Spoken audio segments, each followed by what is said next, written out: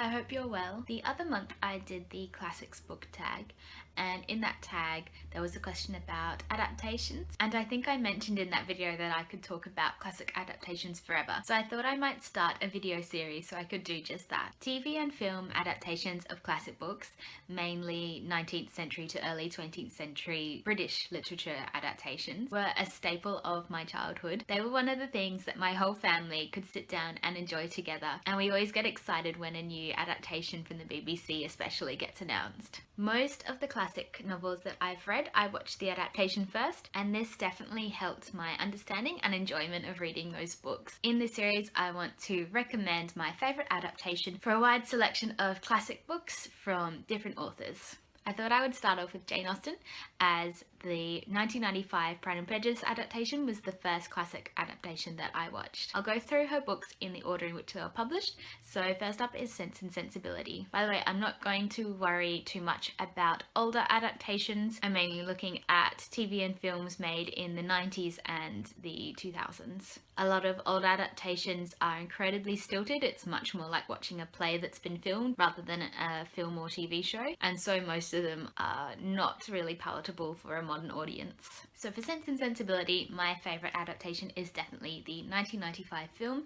directed by Ang Lee and written by Emma Thompson. The film also stars Emma Thompson as the main character Eleanor and Kate Winslet as her sister Marianne. The male leads include Hugh Grant as Edward Ferrars and Alan Rickman as Colonel Brandon. This, like most of the Jane Austen adaptations I'm going to talk about, is a film that I've grown up with. I can't even remember what age I was when I first watched it, because my parents introduced me and my sister to most of the 90s Jane Austen adaptations from a very young age. Sense and Sensibility is one of my favourite stories of Jane Austen, and I think this film perfectly captures what I love about the book, in that it is a love story, but it's mainly a story about two sisters. And Emma Thompson and Kate Winslet are perfectly cast as Eleanor and Marianne. As the screenplay is written by Emma Thompson, it is hilarious and it really brings out all the wit and humour of Jane Austen from the book. I also love how beautiful this film is. It's incredibly cinematic and there are so many lovely shots of beautiful houses and dresses and scenery. I think my only qualm with this adaptation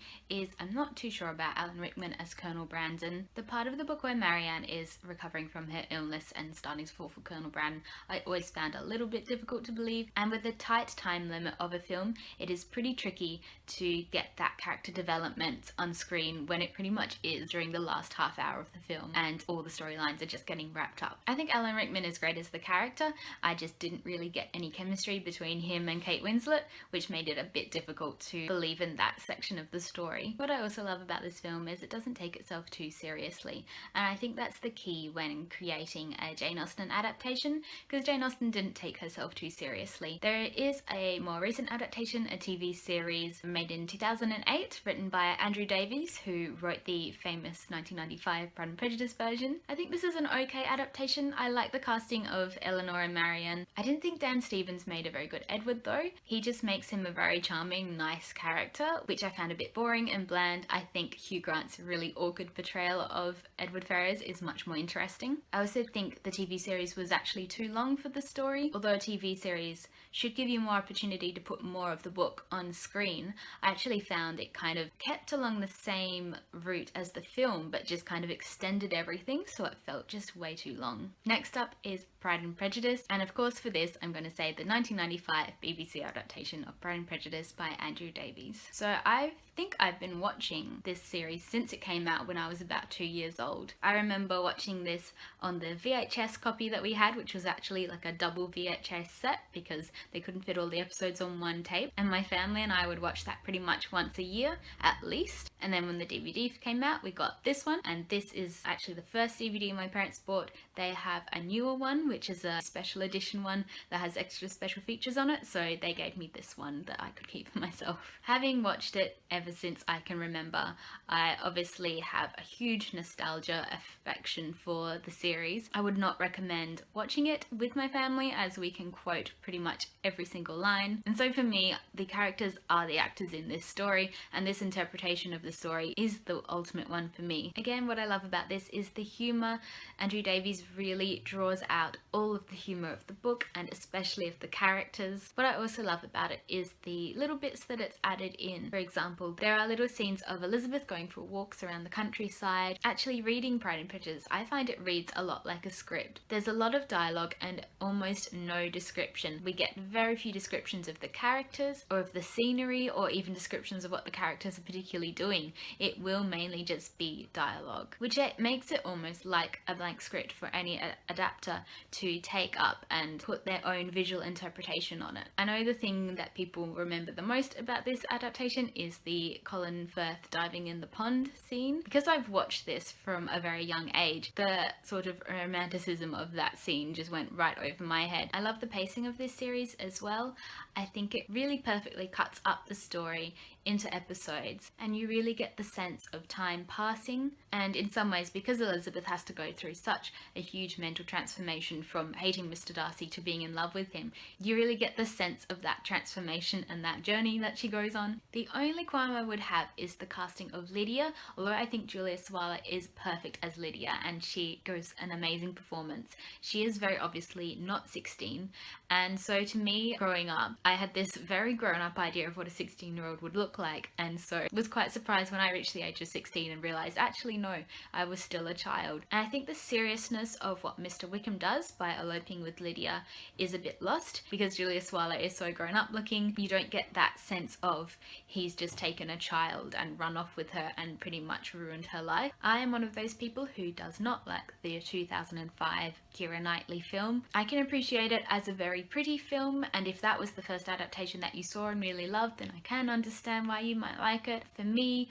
I just can't get over how dirty everything is. I understand that the director was trying to make it more realistic and natural feeling, but really, Mr. Darcy would never marry someone who literally lived on a farm, as the Bennets seem to do in that film. I also really don't like the casting of Matthew Macfadyen.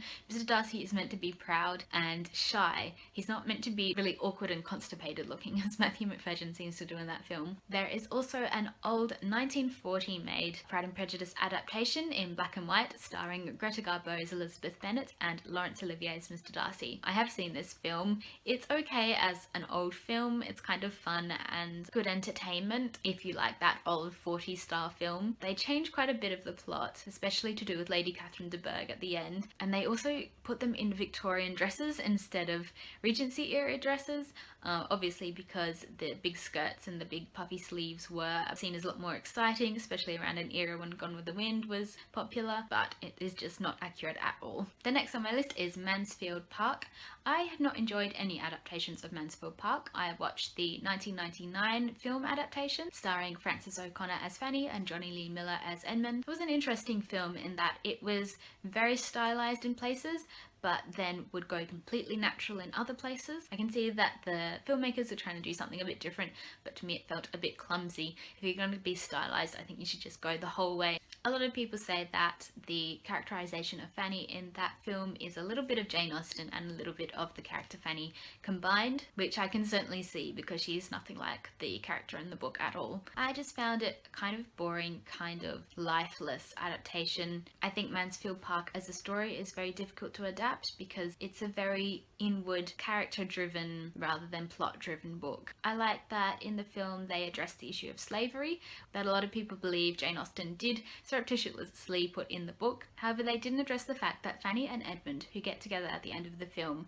are first cousins. I also don't find Johnny Lee Miller particularly attractive, and he was playing Edmund as a pretty wishy-washy character, and so I felt that Fanny deserved better. There has also been a TV film adaptation of this book in 2007 starring Billie Piper as Fanny and Blake Ripson as Edmund. This had the potential, I think, to be a good adaptation. A lot of the supporting actors were really good, like Hayley Atwell as Mary Crawford, but Billie Piper was not at all well cast as Fanny, and I couldn't get past the fact that her hair was so obviously dyed blonde and her eyebrows were so dark. That still happens today with actresses in period dramas, just very obviously having their hair dyed with their eyebrows a completely different colour, and it annoys me so much. Yeah, so I wouldn't recommend either of those adaptations. I hope that a good adaptation gets made in the future, but until then I would recommend reading Mansfield Park after you've read all the other Jane Austen books. The next book is Emma, which was the last book published in Jane Austen's lifetime. Emma is one of my favourite books to read because of the fact that Emma is not necessarily a likeable main character like all the other Jane Austen protagonists are meant to be. My favourite adaptation is another 90s TV film adaptation starring Kate Beckinsale as Emma and Mark Strong as Mr. Knightley. I think this film is Kate Beckinsale at her best. She is so perfectly cast as the self-important Emma and is also hilarious. She has such perfect timing. There is so much humour in this film, not just in the characters and their lines, but also in the way it's edited. I would say the look of the film probably looks a bit dated by now, but I still think out of all the adaptations it best captures the novel. Weirdly, in the same year the Gwyneth Paltrow adaptation came out. I really do not like that adaptation. I think I thought it was okay the first time I watched it, but I watched it a second time and I just couldn't stand it. It was so Americanized and made very glossy. Even the lighting was really bright all the time. There is a more recent BBC TV adaptation in 2009 starring Romola Garai as Emma and Johnny Lee Miller as Mr. Knightley. Again, I felt the same with this as I did about the Sense and Sensibility TV series, in that it was just too long. It felt like they'd taken the same bits of the book that the film had and just extended them into 6 episodes instead of into an hour-and-a-half film. And again, Johnny Lee Miller is playing a Jane Austen love interest, and I just don't find him very attractive, and I don't think he was a very good Mr. Knightley. I do think Romola Garai was excellent as Emma though. Another adaptation is the 1995 film Clueless, which is a reimagining of the story of Emma with American high school students, starring Alicia Silverstone as Emma, or Cher as she called in the film. I actually think this is the second best adaptation after the Kate Beckinsale film. I think it really captures the wittiness of the book and really portrays the characters very well. It's also just a great film regardless of its connections to Emma. Next up is Northanger Abbey, and actually the only adaptation that I know of is a 2007 TV film starring Felicity Jones as Catherine Morland before she became really famous, and J.J. Field as Henry Tilney. With Northanger Abbey being one of Jane Austen's more light-hearted books, this TV series is definitely the most light-hearted out of all the ones that I've recommended. I think with this story it's often quite hard to understand why Mr. Tilney, who's this really intelligent, great guy, would marry this sort of childish, immature person that is Catherine Morland. I think this adaptation does a good job of convincing us that this would happen. J.J. Field is so great as Mr. Tilney. He has some amazing facial expressions that make perfect reaction gifs, and Felicity Jones is really perfect at capturing Catherine's innocence and naivety, but also still making her likeable. This film also stars Carey Mulligan as Isabella Thorpe, who becomes Catherine's friend when she goes to stay in Bath, but that was before she was famous as well. So it's kind of fun to see some famous actors before they got massive in Hollywood. The last one is Persuasion, and this is actually one of my favourite adaptations from 1995, starring Amanda Root as Anne and Kieran Hines as Captain Wentworth. I think out of all the adaptations, this is the most cinematic one, and the one that stands out as being a beautiful film on its own. Is all shot using like natural light and candlelight, so you really get an amazing understanding of what it might have actually been like to live in the Regency era. All the music used as well is really simple piano or violin music, and it's often diegetic, so it often comes from people playing music in the film rather than being an external score. It's also beautifully shot, amazing scenery, and all of this comes together to make this amazingly beautiful and delicate film that I think really captures the feel of the book. Regardless of whether you want to read Persuasion, I would definitely recommend watching this film. There is a more recent 2007 TV adaptation starring Sally Hawkins as Anne and Rupert Penry-Jones as Captain Wentworth. I haven't watched this since it first came out, so that would have been 10 years ago, but I remember not enjoying it at all when I first watched it. I think Sally Hawkins is a great actor, but I think the direction that she was told to go with Anne just was a bit too caricature, and I just found the whole series a bit lackluster. As a bonus film to watch, last year Whit Stillman came out with an adaptation of one of Jane Austen's earlier stories called Lady Susan, which was never finished. He took this story and finished it off himself and created the film Love and Friendship, which stars Kate Beckinsale as the main character Lady Susan, and also Chloe Sevigny, I think that's how you say her name, as her best friend. The character of Lady Susan with Kate Beckinsale is very similar to her character as Emma, but without any redeeming features at all, and I quite enjoyed this film. I think it could have been more funny and wittier, but as stuff had to be added into Jane Austen's original writing, it makes sense that it wouldn't be as amazing as a true Jane Austen story. The actors are all great in it though, and a lot of great scenes. It's also set a little bit earlier than the Regency era, in the late Georgian era, so the clothes are a little bit different and a bit more extravagant. So I hope that was helpful in some way. Let me know if you've seen any of these adaptations and which one is your favourite. I hope you have a great day, and I'll see you soon. Bye!